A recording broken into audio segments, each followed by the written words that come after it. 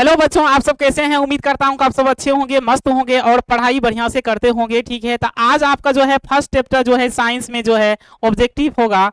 ठीक है में, और उसमें मस्ती से पढ़ेंगे बच्चों। बहुत ही इंपॉर्टेंट ऑब्जेक्टिव है और सिर्फ आप ये नाइन्थ के ही नहीं है, आगे कंपटीशन जब करोगे तो उसमें भी आपको ये मदद मिलेगा। ठीक है, तो मस्ती से पढ़ना है बच्चों और समझते हुए पढ़ेंगे। तो चलते हैं अपना ऑब्जेक्टिव की ओर और मन लगा के पढ़ेंगे। ठीक है बच्चों, तो जैसे यहाँ पे आप देख रहे हो पहला चैप्टर आपका जो है, पहला जो चैप्टर है आपका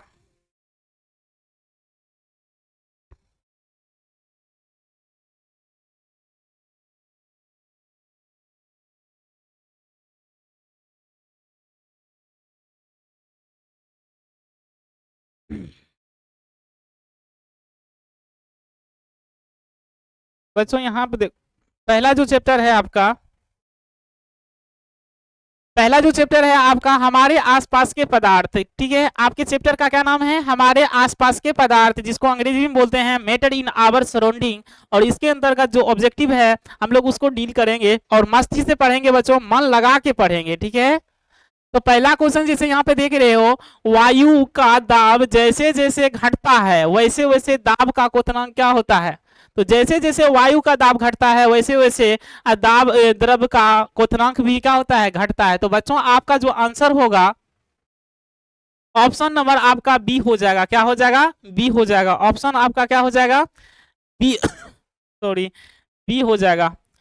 तो बच्चों जैसे आप लोग सुने होंगे कि जैसे मान लो कि कोई पहाड़ पे भोजन बना रहे हैं या पानी को उबाल रहे हैं, कोई उसके नीचे उबाल रहे हैं, तो सबसे पानी कहाँ पे उबलता है? तो आप देखते होंगे कि वो पानी जो होता है सबसे पहले कहाँ पे उबलता है? पहाड़ पर जो भोजन बनाते हैं उसका पानी पहले उबलता है, क्योंकि वहां पे जो है दाब ज्यादा होता है। ठीक है, दाब होने के कारण ठीक है, तो वहां पे उसका कंडीशन होता है। आप ये भी सुने होंगे कि जैसे मान लो कि कोई पेन जो होता है, मतलब कि कोई पेन जो है, जब कोई हवाई जहाज में या एरोप्लेन में सफर करते हैं तो पेन का जो इंक जो होता है वो बुकर जाता है, वो होता है इसी के कारण, वायु दाब के कारण ही होता है। ठीक है, तो आपको यहाँ पे क्वेश्चन पूछ रहा था कि वायु का दाब जैसे जैसे घटता है वैसे वैसे दाब का क्वथनांक भी क्या होता है? घटता है।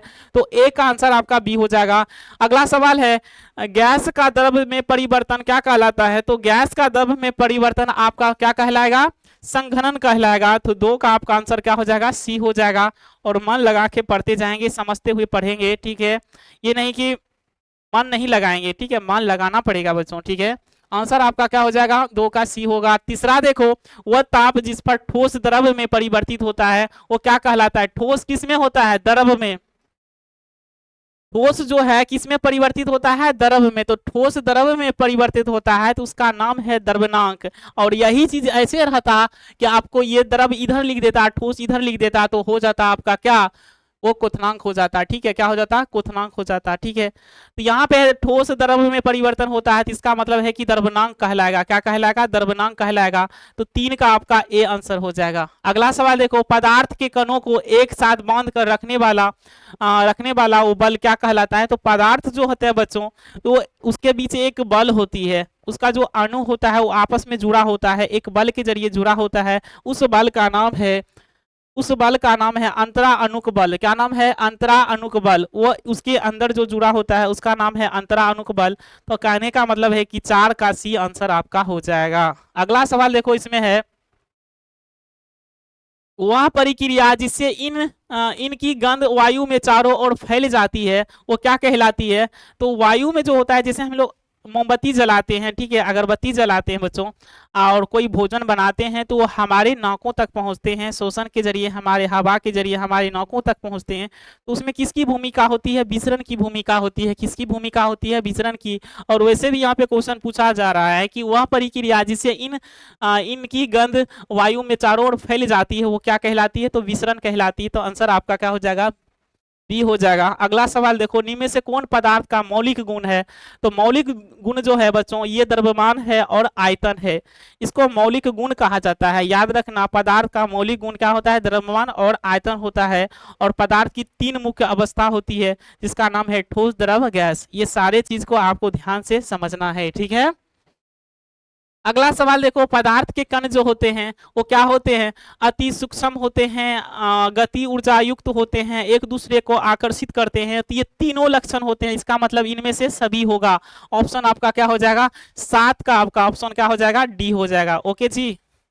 अगला सवाल देखो, इसमें है पदार्थ की कितनी अवस्था होती है? तो पदार्थ की जनरली कितनी अवस्था होती है? तो 5 अवस्था होती है। कितनी अवस्था होती है? 5 अवस्था होती है। जैसे आप पढ़े होंगे, ठोस होता है, द्रव होता है, गैस होता है ना, पढ़े होंगे। प्लाज्मा होता है, और एक होता है बीईसी, बॉस आइटाइन कंडेंसेट। ये 5 अवस्था होती है। कितनी अवस्था? 5 अवस्था। लेकिन यही चीज आपको ऐसे पूछते कि ये बताइए पदार्थ की मुख्य अवस्था कितनी है? तो 3 अवस्था है, ठोस, द्रव, गैस। लेकिन आपको जनरली पूछा है, इसका मतलब है कि आपका 5 होगा। क्या होगा? 5 होगा। अगला सवाल देखो, निम्न में से कौन पदार्थ का गुण नहीं है? तो कौन ऐसा है जिसमें पदार्थ का गुण नहीं है? घनत्व, घनत्व इसमें है, संपीड़ितता है, तरंगधैर्य है, विसरण है। तो बच्चों ये तो है, ये तो है, ये तो है, लेकिन ये नहीं है। तो इसका मतलब तरंगधैर्य होगा। 9 का क्या सी हो जाएगा, सॉरी। ठीक है, तो 9 का आपका क्या हो जाएगा? सी हो जाएगा। अगला सवाल देखो, किसकी संपीड़ितता सबसे कम होती है? तो किसकी संपीड़ितता सबसे कम होती है? तो सबसे कम होती है ठोस की, और सबसे अधिक पूछता है तो गैस का हो जाता है। ठीक है, लेकिन आपको क्वेश्चन पूछ रहा है कि किसकी संपीड़ितता सबसे कम होती है? तो सबसे कम वाला जो है, यहाँ पे ध्यान से सब पढ़ना है। ठीक है, तो कम वाला हो जाएगा आपका ठोस। क्या हो जाएगा? ठोस। यही चीज आपको क्या बोले कि सबसे अधिक यहाँ पे लिखा रहता, अधिक तो गैस हो जाता, लेकिन कम लिखा है तो इसका मतलब ठोस होगा। अगला देखो, इसमें है निम्न में से किसका घनत्व सबसे अधिक होता है? तो निम्न में से किसका घनत्व जो है सबसे अधिक होगा? तो घनत्व जो है बच्चों सबका सबसे अधिक किसका होता है? ठोस का होता है। किसका होता है? ठोस का होता है। ठीक है, समझ में आ रही है बात? तो बढ़िया से पढ़ना बच्चों, मन लगा के पढ़ेंगे। ठीक है, अगला सवाल देखो, इसमें क्या है? किसकी ठोस पदार्थ का सीधे, मतलब किसमें है, किसी ठोस पदार्थ को सीधे वाष्प में बदलने की क्रिया को यहाँ पे क्या लिखा है? वाष्प। क्या लिखा है? वाष्प। ठीक है, वाष्प में परिवर्तन क्या कहलाता है? तो ठोस से सीधे किसमें बदल गया? देखो, ठोस से किसमें बदल जाता है? तो ठोस से सीधे किसमें आ गया? गैस में। ठीक है, इसका मतलब बीच में कौन खत्म हो गया? तो बीच में जो है द्रव खत्म हो गया। क्या हो गया? खत्म। और ये डायरेक्ट इसमें आ जाएगा, या मान लो कि ये इसमें डायरेक्ट आ जाएगा, तो इसका नाम है ऊर्ध्वपातन। क्या नाम है? ऊर्ध्वपातन नाम है। ठीक है, क्या नाम है? ऊर्ध्वपातन। ऐसे पदार्थ का नाम है ऊर्ध्वपातन। तो आंसर आपका क्या हो जाएगा? डी हो जाएगा। तो 12 का आंसर आपका डी हो जाएगा। अगला सवाल देखो, वाष्प, यहाँ पे लिखा है वाष्प। क्या लिखा है? वाष्प या वाष्पन। तो वाष्पन की प्रक्रिया से उत्पन्न होती है। तो वाष्पन की जब प्रक्रिया होती है तो बच्चों ठंडक महसूस होती है। आप घरे में देखे होंगे, जब पानी वहां पे वाष्पन होती है, वाष्पन की क्रिया होती है, तो इसीलिए घड़ा का जो पानी होता है ठंडक होता है। ठीक है, तो वहां पे वाष्पन की क्रिया होती है। तो जब वाष्पन की क्रिया होगी तो बच्चों वहां पे क्या होता है? ठंडक होता है। तो ऑप्शन आपका बी हो जाएगा। अगला सवाल देखो, इसमें लिखा है कि 100, ये 14 नंबर है। ठीक है, 100 सेल्सियस ताप पर केल्विन का मान बताइए। तो सेल्सियस इसमें जो है, सेल्सियस देखो, ताप का जो 2 मात्रक होता है, ताप का कितने मात्रक? तो 2 मात्रक, एक होता है सेल्सियस, एक होता है केल्विन। ये किसको डिनोट करता है? सेल्सियस को। किसको डिनोट करता है? ये सेल्सियस को डिनोट करेगा, और ये किसको डिनोट करेगा? केल्विन को। किसको डिनोट करेगा? केल्विन को। ठीक है, ये आपका क्या है? सेल्सियस है। समझ में आ रही है ना? तो ताप का 2 मात्रक होता है, एक सेल्सियस होता है, एक केल्विन होता है। लेकिन आपको यहाँ पे देखो, एक पूछ रहा है सवाल, क्या पूछ रहा है कि सेल्सियस में आपका मान जो है कितना है? 100 है ना? तो केल्विन में पूछ रहा है, केल्विन बराबर क्या होगा? तो केल्विन बराबर एक फॉर्मूला आपको बताए होंगे।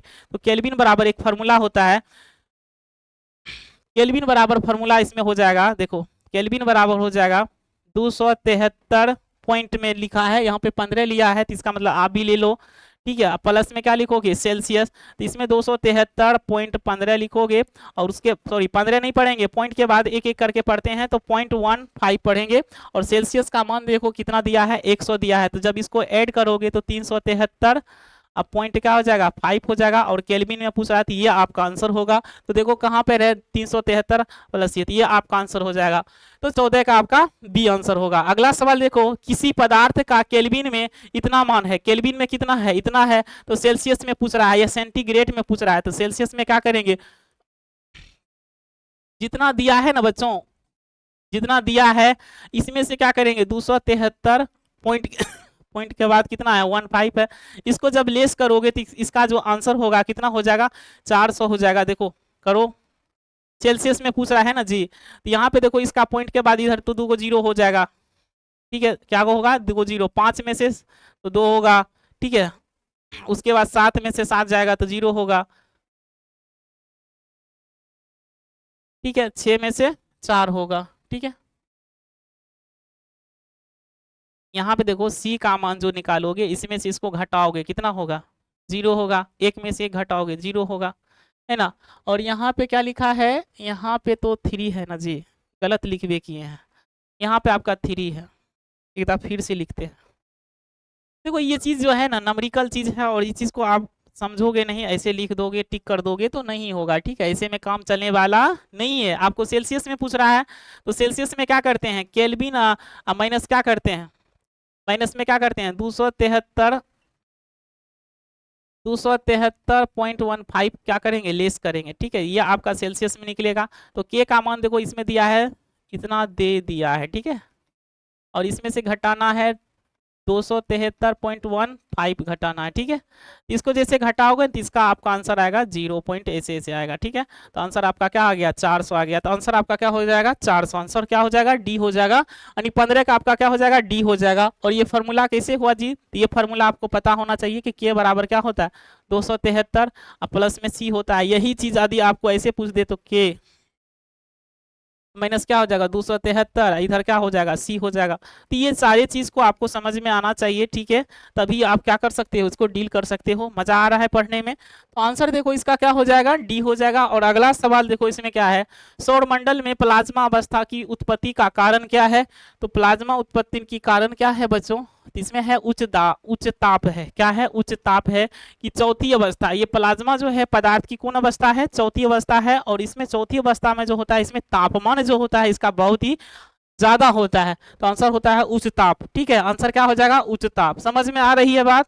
चलो अगला सवाल देखो इसमें क्या है, गर्म करने पर गैस का आयतन क्या होता है, तो गर्म करने पर गैस का आयतन जो होता है बढ़ जाता है, क्या हो जाता है बढ़ जाता है, ठीक है, यहाँ पे बढ़ जाता है, तो आंसर आपका ए हो जाएगा। नेक्स्ट सवाल देखो आई आई यहाँ पे है आर्द्रता, क्या होना चाहिए आर्द्रता होना चाहिए, ठीक है।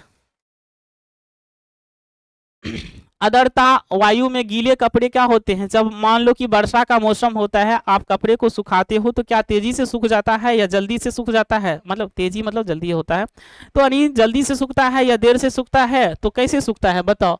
तो वही है कि आर्द्रता के मौसम में जब पानी का अंश होता है हवा में जो होता है यदि पानी का मात्रा ज्यादा होता है तो कपड़ा जो है देर से सूखेगा, तो वही चीज इसमें भी है। तो वायु में मतलब कि आर्द्रता वायु में गीले कपड़े सूखते हैं क्या देर से, क्या होता है देर से, तो ऑप्शन आपका क्या हो जाएगा 18 का ए। अगला सवाल देखो, हवादार जगहों पर द्रव के वाष्प का वेग क्या होता है, तो हवादार जगह पर द्रव का वाष्प का वेग जो होता है वो तेज होता है, क्या होता है तेज होता है, नहीं बढ़ जाता है, तो आंसर आपका बी हो जाएगा, ठीक है। मजा आ रहा है पढ़ने में, ठीक है बच्चों। अगला सवाल देखो इसमें क्या है, निम्नलिखित में से कौन सही नहीं है, इसमें लिखा है कौन सही नहीं है, तो इसमें कौन सही नहीं है ये बताओ। तो इसमें देखो पहला है पदार्थ सूक्ष्म कणों से बना होता है, ये तो सही है, पदार्थ के कण नियंत्रण कर ये भी सही है, और ठोस पदार्थ का घनत्व द्रव से अधिक होता है, ये भी क्या है सही है, मतलब कि द्रव से क्या होता है ठोस पदार्थ का घनत्व तो ज्यादा होता है, ये ऑप्शन क्या है गलत है, तो ऑप्शन आपका क्या हो जाएगा डी हो जाएगा, ठीक है, कौन हो जाएगा जी डी हो जाएगा, ठीक है। अगला सवाल देखो इसमें क्या है, तापमान बढ़ने पर कोई ठोस पदार्थ क्या होता है, तापमान बढ़ने पर कोई ठोस पदार्थ क्या होता है, तो ठोस पदार्थ जो होता है द्रव परिवर्तन हो जाता है, बिना द्रव में बदले सीधे गैस में बदल जाता है, ये भी इसका हो सकता है, और परिवर्तित रहता है नहीं भी बदल सकता है, इसमें उपयुक्त सभी होगा, ठीक है, ये तीनों ऑपरेशन मतलब इसमें आ सकता है, इसका मतलब ऑप्शन क्या होगा डी होगा, ठीक है। अगला सवाल देखो इसमें क्या है, निम्न में से किसका ऊर्ध्वपातन होता है, ऊर्ध्वपातन किसका होता है, इसमें लिखा है निम्न में से किसका ऊर्ध्वपातन होता है, यानी होता है, तो इसका मतलब किसका होता है, तो बच्चों आयोडीन का होता है, किसका होता है आयोडीन का, तो 22 का आपका बी आंसर होगा, क्या हो जाएगा बी। यहां तक कोई दिक्कत है नहीं ना। अगला देखो अगला सवाल इसमें है, निम्नलिखित में से कौन पदार्थ है, तो कौन इसमें पदार्थ है, तो इसमें कौन पदार्थ है बच्चों, इसमें से पूछ रहा है कौन पदार्थ है, तो गंध है ठंडा है प्रेम है और ठंडा पेयजल यानी पीने वाला जल, किसका मतलब ये पदार्थ है, ठीक है, ये सारे क्या हैं, पदार्थ हैं, और ये तीनों पदार्थ नहीं है।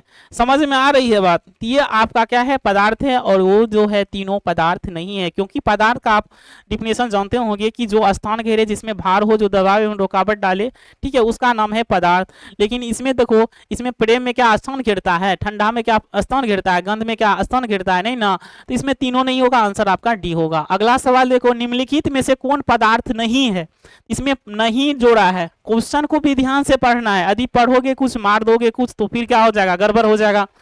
तो आंसर देखो, इसमें क्वेश्चन क्या बोल रहा है, निम्नलिखित में से कौन पदार्थ नहीं है, जोड़ कहां पे नहीं है, इसका मतलब स्नेह, स्नेह मतलब क्या होता है, मतलब प्यार होता है, ठीक है, तो स्नेह मतलब हो जाएगा मतलब ये पदार्थ नहीं है, तो ऑप्शन आपका क्या हो जाएगा, सी। अगला सवाल देखो, किस, यहाँ पे लिखना चाहिए, किस अवस्था में अणुओं की ऊर्जा अत्यधिक होती है, यानी अधिकतम होती है, तो कौन अवस्था में जो होता है ऊर्जा अधिकतम होता है, इसमें ऑप्शन दिया है ठोस में, द्रव में, गैस में, तो इसमें गैस में होता है, ठीक है, तो गैस अवस्था में जब कोई पदार्थ आता है तो उसमें जो होता है, ठीक है, ऊर्जा जो होता है अधिक होता है, ठीक है, ऊर्जा क्या होती है, अधिकतम होती है। तो इस तरह से इसमें ये होता है। अब बताओगे सर कैसे होगा, तो आप देखते होंगे कि जैसे मान लो कि भाप होता है, तो भाप क्या है, गैस है, उसमें क्या होता है, जलन ज्यादा होता है, ताप अधिक होती है, तो इसका मतलब आंसर क्या होगा, सी होगा, ठीक है। अगला सवाल देखो, किस अवस्था में अणुओं की ऊर्जा सबसे कम होती है, तो सबसे कम जो होती है बच्चों वो ठोस में होगा, किसमें होगा, ठोस में।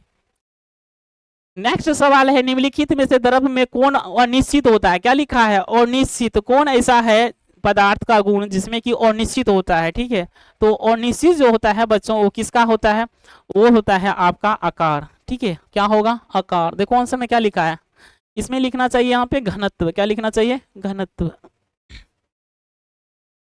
निम्नलिखित में से द्रव में कौन अनिश्चित है, तो अनिश्चित कौन है, तो अनिश्चित है आकार, कौन है, आकार है, तो आंसर आपका क्या हो जाएगा, बी हो जाएगा, 27 का बी। अगला सवाल देखो, बर्फ का एक टुकड़ा जल की सतह पर तैरता रहता है, बर्फ का जैसे टुकड़ा जो होता है, ऐसे आप जानते होंगे कि ऐसे आपसे पूछेगा कि दुनिया में कौन ऐसा पदार्थ है जो तीनों अवस्था में रहता है, ठोस, द्रव, गैस, तीनों में, तो वो है जल। क्या है, जल। जल का ठोस रूप क्या है, बर्फ है, जल का द्रव रूप क्या है, जल ही है, जिसको पानी बोल सकते हो, ठीक है, और जल का गैस अवस्था सॉरी, जल का जो है गैस अवस्था क्या है, जलवाष्प है, तो मतलब पानी जो है एक ऐसा पदार्थ है जो तीनों अवस्था में रहता है। तो इसमें आपको पूछ रहा है सूक्ष्म बर्फ, यहां तक हो गया। हाँ, यहाँ पे देखो सवाल था कि बर्फ का एक टुकड़ा जल की सतह पर तैरता रहता है, क्यों क्यों ऐसा तैरता रहता है, तो यहाँ पे इसका आंसर क्या हो जाएगा, या जल से भारी होता है, ये तो गलत हो गया। बर्फ और जल का घनत्व समान होता है, ये भी गलत हो गया। बर्फ जल से हल्की होती है, बर्फ जो है जल से क्या होती है, हल्की होती है, तो ऑप्शन आपका क्या हो जाएगा, सी हो जाएगा। ऑप्शन क्या होगा, सी होगा। भाई साहब जल जो होगा मतलब कि बर्फ जो होगा वो हल्की होगी तब ना पानी की सतह पर तैरेगी, तो आंसर आपका क्या हो जाएगा, सी हो जाएगा। तो 28 का सी हो जाएगा। 29 का देखो, सूक्ष्म बर्फ क्या होता है, तो सूक्ष्म बर्फ जो होता है ना, ठोस CO2 गैस को कहा जाता है, नहीं ठोस कार्बन डाइऑक्साइड होता है सूक्ष्म बर्फ, ठीक है। तो आंसर आपका क्या हो जाएगा, सूक्ष्म बर्फ आपका जो है ठोस कार्बन डाइऑक्साइड हो जाएगा, ठोस कार्बन डाइऑक्साइड हो जाएगा, कार्बन डाइऑक्साइड, ये आपका आंसर होगा, ठीक है। या आपको ऐसे भी बोला जा सकता है कि सूक्ष्म बर्फ, सूक्ष्म कार्बन डाइऑक्साइड का सूत्र क्या होता है, तो बच्चों इसमें लिख देना CO2 तो होता है, क्या होता है, CO2 होता है, ठीक है, जिसको आप कार्बन डाइऑक्साइड बोलते हो, तो इसको जो है सूक्ष्म बर्फ बोला जाता है। नेक्स्ट सवाल है, निम्नलिखित में से कौन तरल पदार्थ नहीं है, तो तरल पदार्थ इसमें कौन नहीं है, तरल पदार्थ इसमें कौन नहीं है, तो जल तो है, लोहा नहीं है बच्चों, ये तीनों तो है लेकिन लोहा नहीं है, तो आंसर इसका क्या हो जाएगा, डी हो जाएगा। अगला सवाल है, किसी पदार्थ के इकाई आयतन का द्रव्यमान को क्या कहते हैं, तो यहाँ पे लिखा है किसी पदार्थ के इकाई आयतन के द्रव्यमान को हम लोग क्या कहते हैं, तो इकाई द्रव्यमान के आयतन को, किसी पदार्थ के इकाई आयतन, आयतन का द्रव्यमान को हम लोग घनत्व कहते हैं, क्या कहते हैं, घनत्व कहते हैं। आप पढ़े होंगे कि घनत्व बराबर जो होता है फॉर्मूला, घनत्व बराबर क्या होता है, घनत्व बराबर होता है आयतन बट्टे द्रव्यमान होता है, आयतन बट्टे क्या होता है, द्रव्यमान होता है, ठीक है, आप ये पढ़े होंगे, ठीक है। तो ये घनत्व होगा, क्या होगा, घनत्व। इसका मतलब है कि 31 का आपका आंसर क्या हो जाएगा, घनत्व हो जाएगा, ठीक है, ठीक है, ठीक है, बार बार बोलते हैं। अगला देखो इसमें क्या है, 1 गिलास पानी में 2 चम्मच चीनी मिलाने पर भी उसके जल के स्तर कोई परिवर्तन नहीं होता है, क्योंकि जल के कणों के बीच व्यवस्थित हो जाता है। ये बात सही है, ठीक है। जैसे मान लो कि 2 चम्मच चीनी लिया, ठीक है, और पानी में मिला दिया, तो क्या पानी का आयतन जो है बढ़ जाएगा? नहीं। पानी के अंदर क्या होता है, रिक्त स्थान होता है। पानी का जो कण होता है उसके बीच रिक्त स्थान होती है, उसी में वो समायोजित हो जाता है, ठीक है, मिल जाता है, उसका आयतन नहीं बढ़ता है, ठीक है। जिसका इसका मतलब हो गया कि जल के कणों के बीच व्यवस्थित हो जाता है। तो आंसर आपका क्या हो जाएगा? बी हो जाएगा। अगला सवाल देखो, निम्न में से किसमें अंतराणु स्थान सर्वाधिक होता है? सबसे अधिक अंतराणु स्थान किसमें ज्यादा होता है? तो सबसे अधिक किसमें होता है जी? तो सबसे अधिक जो होता है, यहाँ पे पूछ रहा है निम्नलिखित में से किसमें आंतरिक स्थान सर्वाधिक होता है? रिक्त स्थान सबसे ज्यादा किसमें होता है? तो हवा में होता है। किसमें होता है? हवा में। तो आंसर आपका क्या हो जाएगा? बी हो जाएगा। नेक्स्ट सवाल है, दाब के प्रभाव से पदार्थ का आयतन कम होने की क्रिया को क्या कहते हैं? तो दाब के प्रभाव से पदार्थ का आयतन कम होने की प्रक्रिया को हम लोग क्या कहते हैं? संपीड़ितता कहते हैं। क्या कहते हैं? संपीड़ितता कहते हैं, ठीक है। समझ में आ रही है बात? ये आपका आंसर हो जाएगा। अगला सवाल देखो, इसमें है, निम्न में से कौन सबसे अधिक संपीड़ित होती है? सबसे अधिक किसका होता है? तो आपको बताए थे कि सबसे अधिक किसका होता है संपीड़ित? हवा का होता है। सबसे कम पूछता तो क्या हो जाता? ठोस हो जाता, ठीक है। तो आंसर इसका क्या हो जाएगा? आंसर इसका आपका ए हो जाएगा। जिस तापक्रम पर द्रव के वाष्प का, यहाँ पे वाष्प होगा, वाष्प का दाब वायुमंडलीय दाब के बराबर हो तो उसे हम क्या कहते हैं? देखो, जिस तापमान पर द्रव जो है वाष्प में, ठीक है, तो वाष्प में यहाँ पे लिखा है जिस तापमान पर द्रव वाष्प का दाब वायुमंडलीय दाब के बराबर होता है, हम लोग उसको क्या कहते हैं? यहाँ पे लिखा है हिमांक कहते हैं, हिमांक कहेंगे, क्वथनांक कहेंगे, गणांक कहेंगे, वाष्पांक कहेंगे। तो आंसर आपका ये हो जाएगा, ठीक है, डी हो जाएगा। 36 का डी। 37 में है, निम्नलिखित में से कौन पदार्थ का गुण नहीं है? तो कौन पदार्थ का गुण नहीं है बच्चों?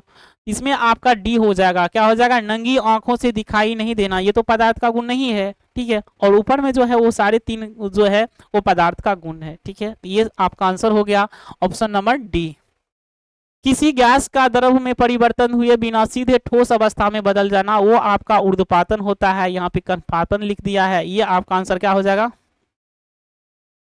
ऊर्ध्वपातन।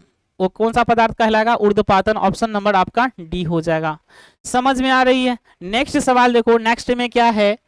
नेक्स्ट में है 39 डिग्री, यहाँ पे 39 नंबर में 0 डिग्री सेल्सियस का मान केल्विन में ज्ञात करने के लिए, तो 273 में क्या करो? 273 में 0 डिग्री सेल्सियस को जोड़ दो, तो ये कितना हो जाएगा? 273 एन होगा जी। और इसमें केल्विन पूछ रहा है, तो केल्विन का मात्रा क्या होता है? यही होता है, ठीक है। इसमें केल्विन में पूछ रहा है, तो आंसर आपको इसमें ऐड करोगे तो आंसर आपका 273 आएगा। तो इसका मतलब ऑप्शन नंबर आपका क्या हो जाएगा? ए।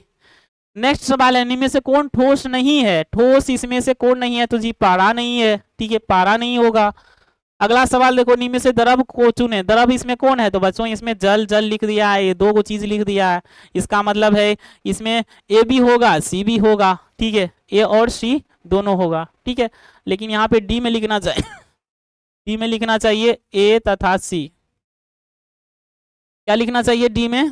डी की जगह यहाँ पे लिखना चाहिए, डी में लिखना चाहिए, यहाँ पे डी ऑप्शन में लिखना चाहिए ए तथा सी, ये ठीक है, ये चीज लिखना चाहिए। तो ऑप्शन आपका क्या हो जाता है? डी हो जाता। इसका मतलब आपको पूछ रहा है कौन अवस्था में, द्रव जो है द्रव अवस्था में कौन है? तो द्रव अवस्था में जी जल भी है, द्रवल जल दे दिए, इसका मतलब ए सी दोनों होगा, ठीक है। अगला सवाल देखो, इसमें हमारे आसपास के उपस्थित पदार्थ कितनी अवस्था में होता है? हमारे आसपास जो उपस्थित पदार्थ होता है वो कितना अवस्था में होता है? तो हमारे जो आसपास पदार्थ होते हैं वो बच्चों 3 ही अवस्था में होता है। किसी अवस्था में? 3 अवस्था में। तो आंसर आपका क्या हो जाएगा? सी होगा। कणों के बीच का आकर्षण बल किसमें सबसे अधिक होता है? कणों के बीच सबसे अधिक किसमें होता है? ठोस में होता है। ठोस पदार्थ जो होता है उसमें कणों के बीच जो होता है आकर्षण बल सबसे अधिक होता है। और सबसे कम पूछेगा तो आप गैस में मारोगे, ठीक है। माध्यम में पूछेगा तो द्रव में होगा। समझ में आ रही है बात? तो आंसर इसका क्या हो जाएगा? आंसर आपका डी हो जाए, सॉरी ए हो जाएगा, ठोस में। यहाँ तक कोई दिक्कत नहीं, यहाँ तक आपका हो गया। अगला देखो, इसमें है अमोनिया क्लोराइड को गर्म करने पर सीधे किसमें बदल जाता है? तो ये सीधे किसमें बदल जाता है? ऊर्ध्वपातन में बदल जाता है। किसमें बदल जाता है? ऊर्ध्वपातन में बदल जाता है। किसमें बदल जाता है? ऊर्ध्वपातन में। ऑप्शन नंबर आपका क्या हो जाएगा? सी हो जाएगा। ठीक है, और नेक्स्ट सवाल देखो, इस तरह से आप लोग मन लगा के पढ़ना है। ठीक है, ये जितने भी सवाल हैं आप इसको हल्का में मत लेना, ये सारे सवाल जो है बड़ा ही पेचीला टाइप का है, और आप लोग यदि इसको नहीं समझोगे तो फिर दिक्कत हो जाएगी। अगला है, इतना देखो, इतना केल्विन है, 270 केल्विन का मान सेल्सियस में कैसे होगा? तो आपको अभी बताए थे कि 200 केल्विन है ना जी, ये बराबर आपको बताए थे कि 273 में क्या करते हैं, सेल्सियस को जोड़ते हैं तो ये केल्विन का मान होता है। लेकिन आपको सेल्सियस में कितना होगा ये पूछ रहा है, तो सेल्सियस में क्या करेंगे?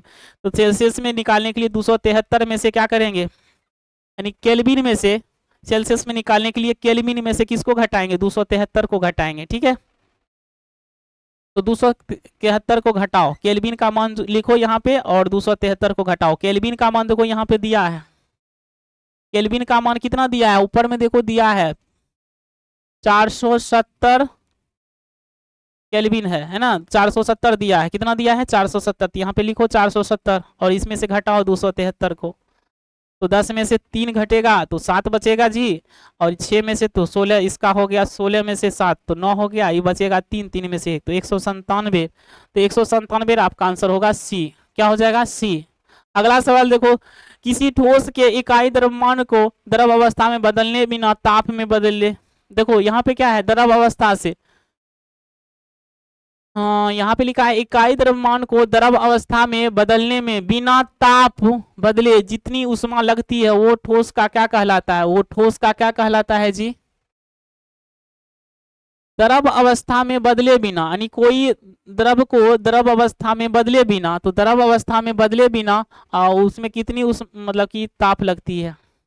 क्वेश्चन पूछ रहा है कि किसी ठोस के इकाई द्रव्यमान को द्रव अवस्था में बदलने में बिना ताप बदले जितनी उष्मा लगती है, वह उस ठोस का क्या कहलाता है? तो उस ठोस का वो क्या कहलाता है, जितनी उष्मा लगती है वो ठोस का क्या कहलाता है?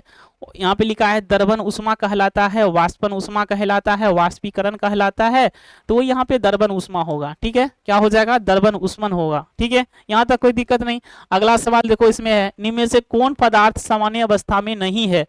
कौन ऐसा पदार्थ है जो सामान्य अवस्था में नहीं है? तो आंसर आपका क्या हो जाएगा?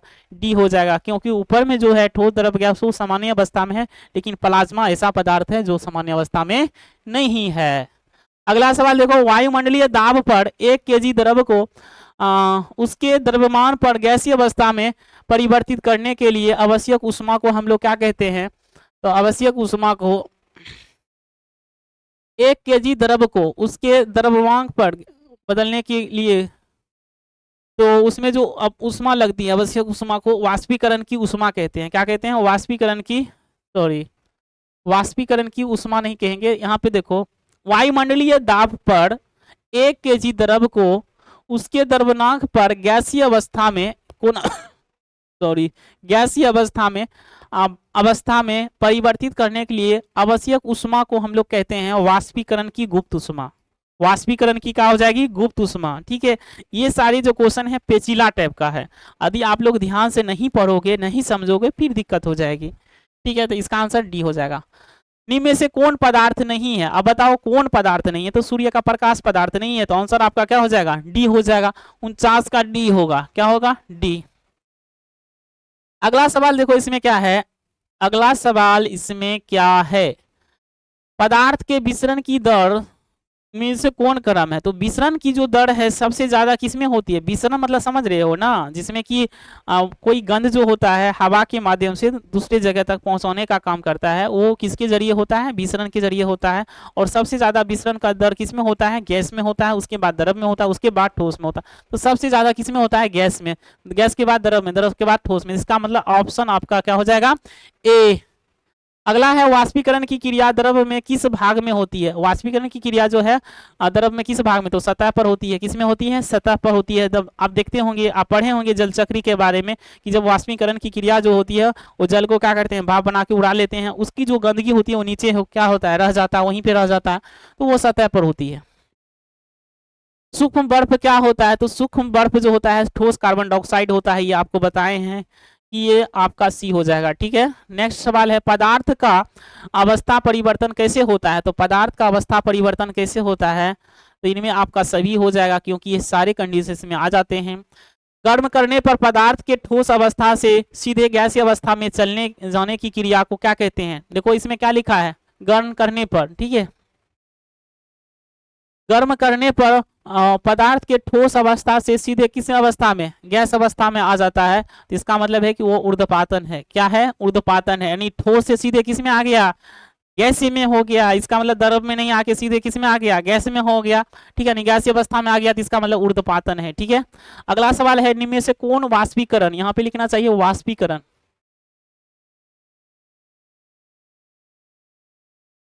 वाष्पीकरण को प्रभावित नहीं करता है। निम्न में से कौन वाष्पीकरण को प्रभावित नहीं करता है। तो इसमें लिखा है द्रव का क्वथनांक। ठीक है, वाष्पीकरण को प्रभावित नहीं करता है। द्रव का क्वथनांक हो गया, ऑप्शन बी में है द्रव की सतह का क्षेत्रफल, और ऑप्शन सी में है वायु की गति, और इसमें चौथा में है वायु का घनत्व। ये नहीं करता है, इसका मतलब है कि डी होगा। ठीक है, तो 55 का आपका आंसर क्या हो जाएगा, डी हो जाएगा। 55 का क्या हो जाएगा, डी हो जाएगा। यहाँ तो कोई दिक्कत है नहीं ना। अगला देखो वाष्पीकरण की प्रक्रिया, वाष्पीकरण की प्रक्रिया जो होता है वो क्या लाता है, उस होता होने वाली प्रक्रिया भी है, ये बात सही है।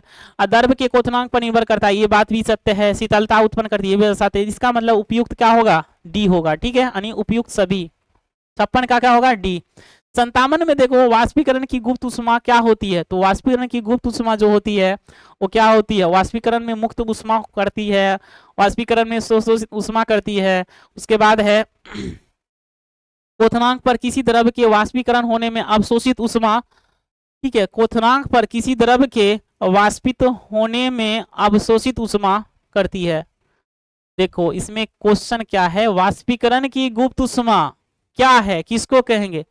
तो ये वाष्पीकरण में मुक्त उष्मा करती है। ठीक है, वाष्पीकरण में शोषित उष्मा है, या क्वथनांक सॉरी क्वथनांक पर किसी द्रव के वाष्पीकरण होने में अवशोषित उष्मा है। ये आपका सी होगा। 57 का क्या होगा, सी होगा। ठीक है, अगला सवाल देखो इसमें क्या होगा। अगला सवाल इसमें है कि वायुमंडल में उपस्थित गैसों में वाष्प, यहाँ पे लिखना चाहिए वाष्प, क्या लिखना चाहिए, वाष्प। वाष्प कौन है, वायुमंडलीय में उपस्थित गैसों में वाष्प कौन है। तो वाष्प में इसमें कौन है जी, ये देखो, ये देखो इस तरह से लिखा है N2, ऐसे लिखा है N2, और ये जो लिखा है O2 है, और ये जो है CO2 है, और ये जो है बच्चों H2 है। अब बताओ इसमें वाष्प कौन उत्पन्न करेगा, तो जलन करेगा जी। तो ऑप्शन आपका क्या हो जाएगा, डी हो जाएगा। क्या हो जाएगा, डी हो जाएगा। ठीक है, मजा आ रहा है पढ़ने में।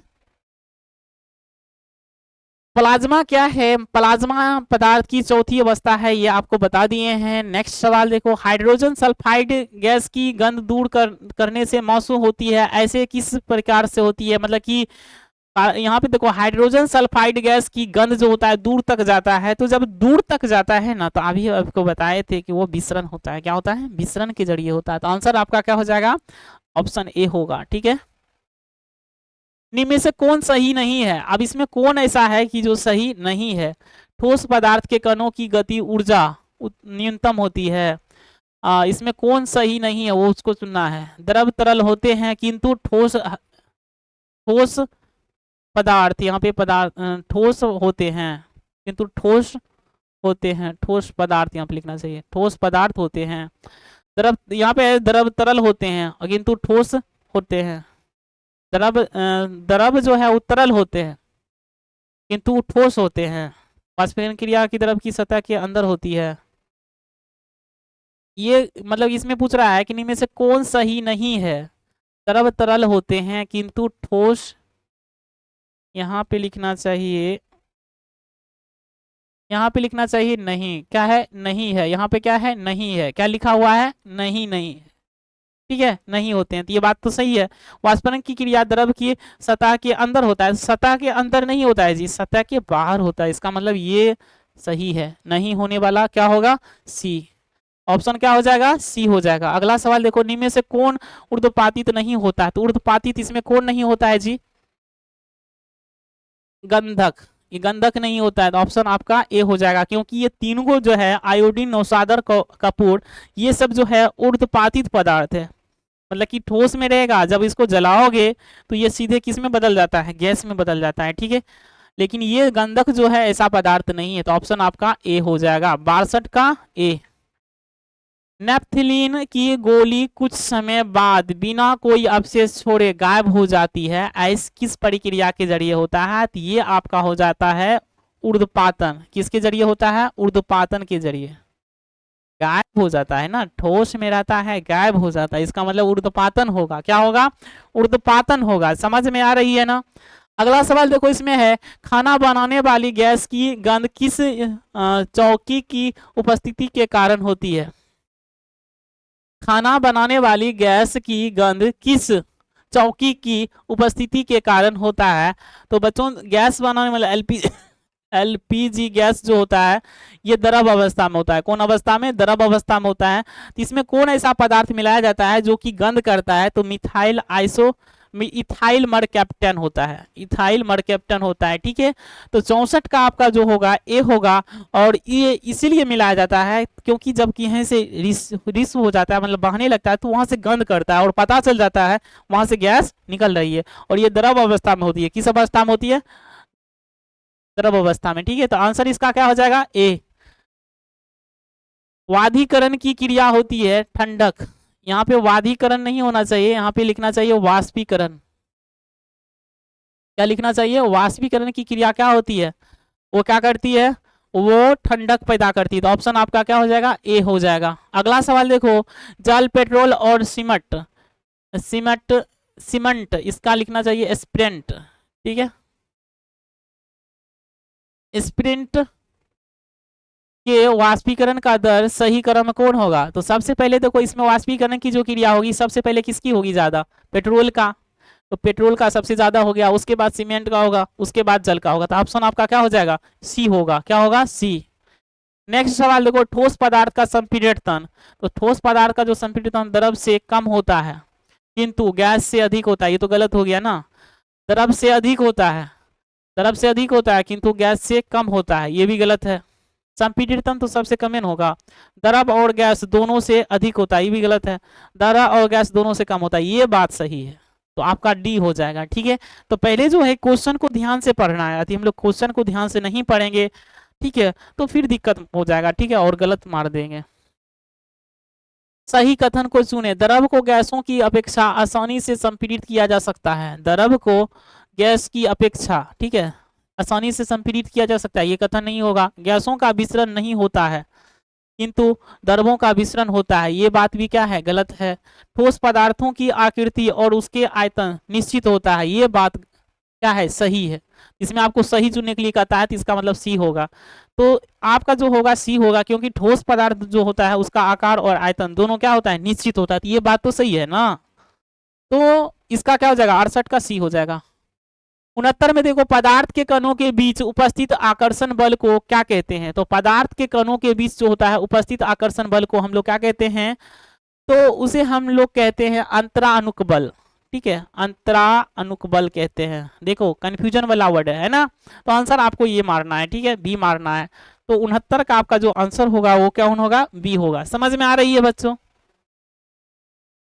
प्लाज्मा पदार्थ की कौन अवस्था है, ये तो बहुत इजी है, इसका हो जाएगा डी, चौथी अवस्था है। और बीईसी जो होता है वो मतलब कि पदार्थ की जो है पश्चिमी अवस्था है। यदि आपको पूछे कि पदार्थ की पश्चिमी अवस्था क्या है, बीईसी, बॉस आइंस्टाइन कंडेंसेट है, ठीक है। तो इसमें जो है प्लाज्मा चौथी अवस्था हो जाएगी। अगला सवाल देखो, सिलेंडर में भरा हुआ द्रवित पेट्रोलियम गैस जिसको एलपीजी गैस कहते हैं, वह एक द्रव अवस्था में होता है। किस अवस्था में, द्रव अवस्था में, गैस अवस्था में नहीं, द्रव अवस्था में, बहने वाला चीज होता है, ठीक है। इसीलिए उसमें इथाइल मरकैप्टन मिलाया जाता है, ठीक है। तो आंसर आपका ए हो जाएगा। 72 में देखो, किसी खोलते हुए द्रव का तापक्रम क्या होता है। तो खोलते हुए द्रव का तापक्रम क्या होता है, स्थिर रहता है। क्या होता है, स्थिर होता है। आप बच्चों देखते होंगे जैसे हम लोग क्या करते हैं, चावल बनाते हैं तो नीचे वाला जो पानी ऊपर होता है, ऊपर वाला नीचे होता है। इसका मतलब क्या है कि नीचे में जो पानी गर्म है तो ऊपर नीचा हो रहा है, लेकिन स्थिर ताप है, वो हमेशा क्या होता है, नसते रहता है, ठीक है। जब कोई चीज क्या होता है, गर्म होता है तो वो हल्का होगा, हल्का होने के कारण क्या होगा, ऊपर उठेगा, ठीक है। और भारी वाला नीचे होगा तो वही चीज उसमें क्या होता है, चक्कर लेते रहता है, ठीक है। तो ये आंसर आपका क्या हो जाएगा, स्थिर रहता है। ठीक है, यहाँ तक कोई दिक्कत है? ठीक है, यहाँ तक कोई दिक्कत नहीं। किसी खौलते हुए द्रव का तापक्रम स्थिर रहता है, तापक्रम जो होता है स्थिर रहता है। अगला सवाल देखो इसमें, किसी ठोस पदार्थ का द्रव्यमानक उसके द्रव रूप का, किसी ठोस पदार्थ का द्रव्यमानक उसके द्रव रूप का क्या होता है? तो ठोस पदार्थ का द्रव्यमानक होता है जी, तो द्रव ठोस पदार्थ का द्रव्यमानक उसके द्रव रूप का क्या कहते हैं? तो द्रव रूप का क्या कहते हैं? तो उसको हिमांक कहते हैं। ठोस पदार्थ का द्रव रूप को क्या कहते हैं? हिमांक कहते हैं। आंसर आपका बी हो जाएगा। निम्नलिखित में से कौन कपड़ा गर्मियों के समय में अधिक आरामदेह होता है? तो बच्चों इसमें आप जानते होंगे कि सूती कपड़ा। क्यों होता है सूती कपड़ा? वो हमारे शरीर के लिए आरामदायक होता है, उसमें जो पसीना बहता है हवा के जरिए क्या होता है? सूख जाता है, वो हमारे शरीर को आरामदायक पहुंचाते हैं। तो ये हो जाएगा सूती कपड़ा। आंसर आपका क्या हो जाएगा? सी हो जाएगा। अगला सवाल देखो, वाष्पीकरण की क्रिया किस तापक्रम पर होती है? तो वाष्पीकरण की क्रिया जो होती है ना, वो सामान्य ताप पर होती है। किस पर होती है? सामान्य ताप पर होती है। ठीक है, यहाँ तक कोई दिक्कत नहीं। अगला सवाल देखो, निम्न में से कौन ठोस पदार्थ का गुण नहीं है? निम्न में से कौन ठोस पदार्थ का गुण नहीं है? इसमें लिखा है दृढ़ता होता है, ठीक है, ठोस पदार्थ का गुण नहीं है। कम संपीड़ितता होता है, बहाव होता है, तो ये नहीं है। ठीक है, ये नहीं है, तो ऑप्शन आपका क्या हो जाएगा? सी हो जाएगा। ठीक है, 76 का क्या हो जाएगा? सी हो जाएगा, क्योंकि ठोस पदार्थ क्या बहने वाला चीज है, तो ठोस पदार्थ जो है बहने वाला चीज नहीं है, ये आप लोग जानते होंगे। ठीक है, यहाँ तक कोई दिक्कत नहीं। अगला सवाल देखो, इसमें क्या है, किसी द्रव पदार्थ का वाष्पीकरण तेज करने के लिए उसे निम्न में से किस में रखेंगे?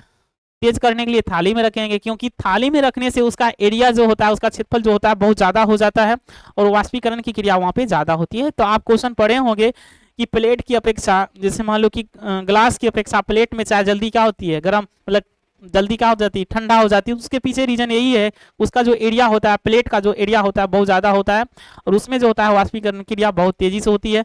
इसीलिए ग्लास की अपेक्षा जो होता है प्लेट में जल्दी क्या होती है? चाय या दूध क्या होती है? गर्म दूध जो होती है जल्दी ठंडा हो जाती है। तो आंसर इसका सी हो जाएगा। गैस से द्रव अवस्था में परिवर्तित होने की क्रिया क्या होती है? तो गैस से द्रव अवस्था में परिवर्तित होने की क्रिया को हम लोग क्या कहते हैं? गैस से किस में बदला? द्रव में। तो अवस्था में परिवर्तित होने की क्रिया को हम लोग क्या कहते हैं? तो संघनन कहते हैं। क्या कहते हैं? संघनन। ये चीज ऐसे लिखा रहता कि गैस से चीज ठोस में तो हो जाता ऊर्ध्वपातन। समझ में आ रही है ना? तो आंसर इसका क्या हो जाएगा? संघनन होगा। अगला सवाल देखो, निम्न में से कौन द्रव का गुण नहीं है? तो निम्न में से कौन द्रव का गुण नहीं है? आकृति जो होती है ये तो गुण है ना। निश्चित आयतन होता है, ये भी तो गुण है। बहाव और अभाव, ठोस से अधिक संपीड़ितता होती है। इसमें पूछ रहा है कि निम्न में से कौन द्रव का गुण नहीं है? द्रव का गुण नहीं है, उसको आपको चूज करना है। ठीक है, तो निश्चित आयतन होती है, द्रव का आयतन जो होता है निश्चित होता है, ये तो सही है। आकार अनिश्चित होता है, ये भी सही है। इसमें होता है बहाव का अभाव, ये तो गलत है ना, क्योंकि द्रव जो होता है तो बहने वाला चीज है, उसमें लिखा है कि बहाव का अभाव होता है, ये तो गलत होगा ना। आंसर इसका क्या हो जाएगा? सी होगा। भोजन की गंध किस क्रिया द्वारा महसूस होती है? तो ये विसरण के द्वारा होता है, आपको बताए हैं। ठीक है, तो ये सारे सवाल जो है मजेदार सवाल है, आप लोगों को ध्यान से इसको देखना चाहिए, पढ़ना चाहिए, मन लगा के पढ़ना चाहिए। अगला सवाल देखो, इसमें बर्तन के प्रति इकाई क्षेत्रफल पर गैस के कणों द्वारा आरोपित बल को हम लोग कहते हैं गैस का दाब कहते हैं, गैस की शक्ति कहते हैं। तो बच्चों गैस का दाब कहते हैं। क्या कहते हैं? गैस का दाब कहते हैं। वायुमंडलीय दाब पर कितने पास्कल के बराबर होती है? तो 1 लाख के बराबर होती है। कितनी का? 1 लाख। वायुमंडलीय दाब जो होती है वो पास्कल पर जो होता है वो पास्कल पर कितने के बराबर होते हैं? तो 1 लाख के बराबर होता है। ठीक है, ऑप्शन आपका डी होगा। वायुमंडलीय दाब पर 1 केजी ठोस को उसके गलनांक पर द्रव अवस्था में बदलने के लिए आवश्यक ऊर्जा को क्या कहते हैं? तो आवश्यक ऊर्जा को हम लोग क्या कहते हैं? यहाँ देखो क्या लिखा है, 1 केजी ठोस को उसके गलनांक पर, गलनांक लिखा है ना, गलनांक पर द्रव अवस्था में बदलने की क्रिया को हम लोग क्या कहते हैं? तो यहाँ पे लिखा है गलनांक पर द्रव अवस्था में बदलने की क्रिया को संगलन, संगलन की गुप्त ऊष्मा कहते हैं। तो संगलन की गुप्त ऊष्मा कहते हैं। आंसर इसका क्या हो जाएगा? ए हो जाएगा। संगलन की गुप्त ऊष्मा कहते हैं। यही क्वेश्चन ऐसे लिखा रहता, गलनांक की जगह द्रव्यांक लिखा जाता तो वाष्पीकरण हो जाता, लेकिन यहाँ पे गलनांक लिखा है तो इसका मतलब है कि ये क्या हो जाएगा? संगलन की गुप्त ऊष्मा होगा। ठीक है, तो ऑप्शन आपका क्या हो जाएगा? ए होगा। अगला सवाल देखो, निम्न में से कौन ऊर्ध्वपातित होता है? तो ऊर्ध्वपातित मतलब समझ रहे हो ना, तो ऊर्ध्वपातित मतलब होता है कि जो मतलब कि जो ठोस अवस्था से सीधे किस में चला जाता है, गैस अवस्था में, या गैस अवस्था से सीधे किस में आ जाता है, ठोस अवस्था में, वो एक तरह का ऊर्ध्वपातित पदार्थ होता है। तो इसमें आपको पूछ रहा है निम्नलिखित में से कौन ऊर्ध्वपातित होता है? तो ऊर्ध्वपातित इसमें कौन होता है? इसमें आंसर आपका हो जाएगा सूक्ष्म बर्फ, जिसका क्या होता है सूत्र, CO2 होता है। ठीक है, तो सूक्ष्म बर्फ जो होता है ऊर्ध्वपातित पदार्थ है। अगला सवाल देखो, सूक्ष्म बर्फ क्या है? तो सूक्ष्म बर्फ जो है वो ठोस CO2 है। ये तो कितना बार हो गया है। ठीक है, तो समझ में आ रही है, ये सारे क्वेश्चन जो इंपॉर्टेंट है, इसीलिए मतलब कि ये क्वेश्चन जो है इस तरह से दिया गया है। ठीक है, अगला सवाल देखो, इसमें क्या है, गैस के कणों द्वारा बर्तन पर आरोपित बल को हम लोग कहते हैं, क्या कहते हैं? तो वो गैस का दाब कहलाता है। क्वेश्चन पढ़ो, गैस के कणों द्वारा बर्तन पर आरोपित बल को हम लोग क्या कहते हैं? तो आरोपित बल को हम लोग गैस का दाब कहते हैं। तो ऑप्शन ए। निम्नलिखित में से द्रव में कौन निश्चित है? तो कौन निश्चित है जी? तो कौन निश्चित है? तो इसका आयतन निश्चित है। क्या है? आयतन निश्चित है। निम्न में से द्रव में कौन निश्चित है? तो आयतन निश्चित है, आकार तो निश्चित है ना। ये आपका घनत्व है। क्या है? घनत्व है। लेकिन आंसर जो है 87 का डी होगा। आंसर क्या होगा? डी होगा। ठीक है, यहां तक कोई दिक्कत नहीं। अगला देखो, 10 तापक्रम बराबर होता है, तो यानी 10 तापक्रम जो होता है कितना के बराबर होता है? यानी ये ताप जो है किस में दिया है? ताप जो है सेल्सियस में दिया है। किस में दिया है? सेल्सियस में। आपको इसमें निकालना है केल्विन में। तो क्या करोगे? 273 में जोड़ देना है 10 को, तो कितना हो जाएगा? 283 हो जाएगा। कितना हो जाएगा? 283 हो जाएगा। तो आंसर इसका क्या हो जाएगा? बी होगा।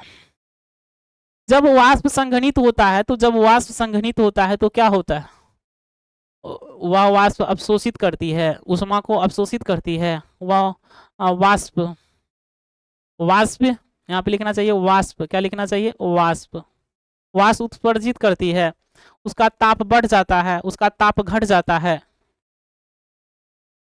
तो यहाँ पे लिखा है कि जब वाष्प संघनित होता है, जब वाष्प संघनित होता है ना, तो उसका ताप घट जाता है। क्या होता है? ताप घट जाता है। तो आंसर आपका डी हो जाएगा। 89 का आंसर आपका क्या हो जाएगा? डी हो जाएगा। ठीक है, नेक्स्ट सवाल देखो कि सही कथन को चुने। पदार्थ का पांचवें तत्व से बना होता है, पदार्थ के कणों के बीच कोई रिक्त स्थान नहीं होता है, पदार्थ कणों से बना होता है, पदार्थ के कणों के बीच कोई विसर्ग मार्ग नहीं होता है। पदार्थ जो है कणों से बना होता है। पदार्थ किसका बना होता है? कणों से। ठीक है, तो आपको इसमें सही बोल रहा था ना, तो सही वाला यही है। ठीक है, 90 का क्या हो जाएगा? सी हो जाएगा जी। ठीक है, तो आगे देखो इसमें क्या लिखा है, कौन ऐसा कथन है जो सही नहीं है? तो कौन ऐसा कथन है जो सही नहीं है? तो कौन ऐसा कथन है? तो देखो, ठोस के कण स्थिर होते हैं, द्रव के कण गतिशील होते हैं, ये तो गलत है। वाष्पीकरण से गर्मी पैदा होता है, ये भी तो गलत है। पदार्थ के कणों के बीच परस्पर आकर्षण होता है, तो पदार्थ के कणों के बीच परस्पर क्या होता है? आकर्षण होता है, ये सही है। सॉरी, इसमें कह रहा है सही नहीं है। तो सही नहीं है तो वाष्पीकरण से तो यही ना होगा रे, कि वाष्पीकरण से गर्मी पैदा नहीं होती है, गर्मी पैदा होती है। तो ये तो गलत है ना, गलती वाला करना, सही नहीं है। तो इसका मतलब बी होगा। इसीलिए तो बोलते हैं कि यदि हम लोग ध्यान से नहीं पढ़ेंगे, तो ध्यान से यदि हम लोग नहीं पढ़ेंगे तो फिर दिक्कत हो जाती है। ठीक है, क्या हो जाएगी? दिक्कत हो जाएगी। तो इसीलिए ध्यान से पढ़ना चाहिए। तो 91 का आंसर आपका बी हो जाएगा। अगला सवाल देखो, वाष्पीकरण की गुप्त ऊष्मा क्या है? वाष्पीकरण की गुप्त ऊष्मा क्या है? तो इसमें देखो क्या होता है, वाष्पीकरण के लिए आवश्यक ऊष्मा है, वाष्पीकरण करने में प्रयुक्त होता है, वाष्पीकरण की प्रक्रिया में मुक्त होने वाली गुप्त ऊष्मा है, या क्वथनांक पर 1 kg का। ये आपका सही है। तो ऑप्शन आपका 92 का क्या हो जाएगा? डी हो जाएगा। 93 में देखो, किस पदार्थ की आकृति और आयतन दोनों क्या होता है और निश्चित होता है? तो वो बच्चों गैस का होता है। किसका होता है? गैस का होता है। आप गैस का डिफिनेशन जानते होंगे कि गैस का डिफिनेशन यही होता है कि जिसका आकार और आयतन दोनों क्या होता है? और निश्चित होता है। तो आंसर आपका क्या हो जाएगा? सी हो जाएगा। अगला सवाल देखो, इसमें क्या है, निम्न में से पदार्थ को चुने। इसमें कौन पदार्थ है? ठीक है, इसमें पदार्थ को चुना है। आकाश क्या पदार्थ है, आग क्या पदार्थ है, बादल क्या पदार्थ है, धूप क्या पदार्थ है? तो बच्चों इसमें ये आकाश पदार्थ है, ये पदार्थ है। सॉरी, इसमें कह रहा है निम्न में से पदार्थ को चुने। तो पदार्थ जो है आपका आंसर बादल हो जाएगा। क्या हो जाएगा? बादल। ठीक है, क्योंकि इसको हम क्या कर सकते हैं? नहीं चुन सकते हैं। आकाश, आग को भी नहीं, धूप को नहीं, तो बादल को चुन सकते हैं। ठीक है, तो आंसर जो है आपको पदार्थ के बारे में पूछ रहा था, तो पदार्थ आपका आंसर क्या हो जाएगा? बादल हो जाएगा। अगला सवाल देखो, इसमें लिखा है निम्न में से किस ताप पर जल का द्रव अवस्था में रहता है। तो द्रव अवस्था में देखो ये तो बर्फ बन जाएगा ना, ये क्या हो जाएगा, बर्फ बन जाएगा, माइनस में चला गया, बर्फ बनेगा, ये क्या होगा, द्रव अवस्था में।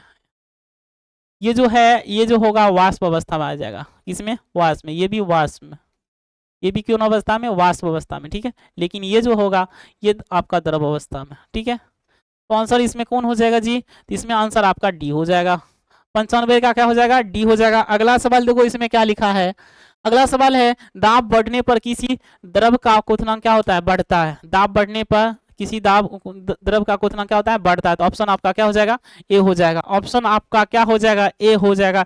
ये सारे जो क्वेश्चन है बच्चों आगे मदद होने वाला है किसमें, जब आप ITI करोगे, पॉलिटेक्निक करोगे, डिप्लोमा करोगे, तो उसमें ये सब हेल्प आपको देगी, ठीक है। इसीलिए आपको मस्ती से पढ़ना है, समझते हुए पढ़ना है। अगला सवाल देखो, बर्फ के टुकड़े का गर्म करने पर वह पिघलने लगता है किंतु तापक्रम स्थिर रहता है, तो दी गई उष्मा कहाँ चली जाती है। तो दी गई उष्मा जो होता है ना बच्चों, कहाँ चली जाती है, तो ये देखो आंसर में लिखा क्या है। नंबर 1 में है गुप्त उष्मा में परिवर्तित हो जाती है, और 2 में है बर्फ के कणों को स्वतंत्र गति के योग्य बना देती है, तीसरा में है गर्म की जा रही सामग्री में कुछ छुपी रहती है, उपयुक्त सभी। तो बच्चों इसमें उपयुक्त सभी होगा क्योंकि ये तीनों कंडीशन इसमें आ सकता है। तो इसका आंसर जो है आपका क्या हो जाएगा, ऑप्शन नंबर डी हो जाएगा, ठीक है। तो पहले ध्यान से पढ़ना है, समझते हुए पढ़ना है, तभी आप इसमें क्या करोगे, ऑप्शन सही मारोगे, ठीक है। बर्फ जल के ऊपर तैरता है क्योंकि बर्फ का घनत्व जो है जल के घनत्व से क्या होता है, कम होता है। बर्फ का जो घनत्व है जल के घनत्व से कम होता है, बर्फ का घनत्व जल के घनत्व से अधिक होता है, बर्फ का घनत्व जल के घनत्व के बराबर होता है। तो ऑप्शन नंबर ए हो जाएगा कि बर्फ का जो घनत्व होता है ना, तो जल के घनत्व से क्या होता है, कम होता है। तो हल्का चीज होता है ना, इसीलिए ये क्या होता है, तैर जाता है। तो आपका जो है 98 का आंसर क्या हो जाएगा, तो 98 का आंसर जो है बच्चों आपका आंसर क्या हो जाएगा, ए हो जाएगा। क्या हो जाएगा, ए हो जाएगा। अगला सवाल देखो, इसमें है वायु क्या है, वायु कौन अवस्था है, तो गैस अवस्था है। वायु ने पूछ रहा है ना जी, तो वायु जो होता है गैस अवस्था में रहता है, ठीक है। यहाँ तक कोई अगला सवाल देखो, इसमें क्या है, यहाँ तक कोई दिक्कत नहीं। अगला सवाल देखो, धातु की बाल्टी, तो धातु की बाल्टी जो होती है वो ठोस अवस्था में होती है ना, कौन अवस्था में, ठोस अवस्था में। नेक्स्ट सवाल है दूध क्या है, ठोस है कि ठोस है। यहाँ पे आपको लिखना चाहिए द्रव, क्या लिखना चाहिए, द्रव लिखना चाहिए, ठोस द्रव गैस इनमें से कोई नहीं। तो आंसर आपका यहाँ पे क्या हो जाएगा, यहाँ पे द्रव होगा, तो आंसर आपका बी हो जाएगा, ठीक है। तो दूध जो है वो कौन अवस्था में है, द्रव अवस्था में, कौन अवस्था में, द्रव अवस्था में, ठीक है। यहाँ तक कोई दिक्कत नहीं। अच्छा बच्चों ये बताओ द्रव और तरल में क्या अंतर है। एक देखो यहाँ पे समझना, द्रव है, एक है द्रव्य, इसका मतलब होता है जल, दूध, और इसका मतलब होता है गेहूं। समझो ये चीज को समझो, गेहूं हो गया, चना हो गया, ये भी आपका क्या है, ये दोनों पदार्थ आपका क्या कहलाता है, तरल। याद रखना ये सब चीज, तरल पदार्थ कहलाता है। कौन पदार्थ, तरल पदार्थ, ये दोनों मिलके। लेकिन द्रव कहेगा तो आप बहने वाला चीज का नाम बताना, लेकिन आपको द्रव्य कहेगा तो ये सारी चीज जो है बहने वाला चीज नहीं होता है, लेकिन इसको भी नापा तोला जाता है। तो ये सारी चीज आपका द्रव्य के अंतर्गत आएगा। किसके अंतर्गत आएगा, द्रव्य के अंतर्गत आएगा, और बहने वाला चीज द्रव्य के अंतर्गत। बोलने का उच्चारण भी देखो और वर्ड को भी समझो, ठीक है। तो आंसर आपका क्या हो जाएगा, दूध जो है द्रव हो जाएगा। अगला सवाल देखो, स्पंज, स्पंज जो है वो ठोस अवस्था में, स्पंज आप देखते होंगे कि वो जो है ठोस अवस्था में रहती है। गैस के कणों के बीच आकर्षण बल होता है, तो गैस के कणों के बीच आकर्षण बल जो होता है वो क्या होता है, गैस के कणों के बीच आकर्षण बल क्या होता है, अधिक और कम दोनों के बीच होती है। तो गैस के कणों के बीच जो होता है ना आकर्षण बल कम होती है, तो आंसर ये का हो जाएगा बी, ठीक है। और यही सवाल आपको ऐसे पूछा जाता कि ठोस पदार्थों के बीच कणों के जो बल होता है वो कैसी होती है। तो ठोस पदार्थ के बीच जो होता है ना कणों के जो बीच होती है आकर्षण बल अधिक हो जाता है, लेकिन आपको यहाँ पे पूछा है गैस, तो गैस का कम होता है। गैसों की संपीड़ितता होती है, तो गैसों की संपीड़ितता होती है ना सबसे अधिक होती है, इसका मतलब है कि अधिक हो जाएगा। ऑप्शन नंबर क्या हो जाएगा, 104 का हो जाएगा ऑप्शन नंबर ए। क्या हो जाएगा, ए। अब देखो इसमें सवाल है अगला कि 20 का मान केल्विन स्केल में होगा। केल्विन स्केल में, इसका मतलब है कि ताप जो है आपको किस में दिया है, सेल्सियस में दिया है। किस में दिया है, सेल्सियस में, और केल्विन में पूछ रहा है। तो केल्विन में पूछने के लिए हम लोग क्या करते हैं, इसमें जोड़ देते हैं। 273 में क्या करते हैं, सेल्सियस वाले को जोड़ देते हैं। तो 273 में इसको जोड़ोगे तो कितना हो जाएगा, 3 7 2 9, 293। ठीक है, तो 293 केल्विन में पूछ रहा है तो 293 के हो जाएगा। तो 293 आपका के हो जाएगा। तो यहाँ तक क्वेश्चन है। ठीक है, और मस्ती से पढ़ना बच्चों, ये सब जो क्वेश्चन है आपका बहुत ही इंपॉर्टेंट है, तो मन लगा के पढ़ना। ठीक है, तैयारी मस्ती से करना। तो फिर मिलते हैं नेक्स्ट क्लास में। जय हिंद, जय भारत।